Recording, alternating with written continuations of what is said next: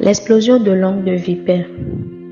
On parle souvent des hommes et de leur soi-disant méchanceté. Mais on n'imagine pas le calvaire que vivent beaucoup d'hommes et dont la cause est la femme. La réalité bien cachée est souvent dans ce venin ultra poison qu'il y a dans la bouche de certaines femmes.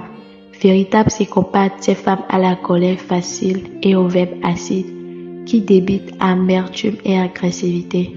Traitons les pères de leurs enfants en ennemis. Maudissons pour un oui ou un non. Jetons l'opprobre. Utilisons outre mesure des attaques mystiques, sans compter les pressions et agressions psychiques, aux techniques diverses utilisées contre ces hommes. Des pères qu'elles veulent dépouiller de leurs droits. Combien de ces femmes crient chaque jour contre les hommes, alors que leur propre toxicité dépasse l'imagination du commun des mortels? Le ventre de la femme peut être pour un homme une couveuse de poison ou une honte protectrice.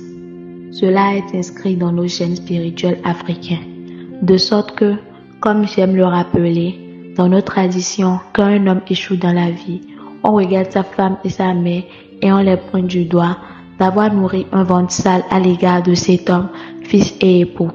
La femme qui veut dominer son homme à la maison, la femme qui nourrit de la haine pour son homme, n'imagine pas à quel point elle en fait une proie facile dehors, un poisson victime d'échecs à répétition. Je dis toujours aux hommes, prudence dans le choix de celle à qui on confie sa destinée. Épouser une femme, c'est lui confier sa destinée. Et si vous voulez savoir si une femme vous porte favorablement dans son ventre et que ce ventre ne sera pas source de poison, fixez-vous un objectif à atteindre ou réaliser en l'incluant mais sans le lui avoir dit. En cas d'échec, répétez cet exercice 3 fois et vous avez la réponse à la question. L'énergie avec laquelle une personne vient à vous ne change pas dans le temps ni avec le temps. Aimer, c'est nourrir, et un ventre qui ne peut vous nourrir ne peut vous aimer.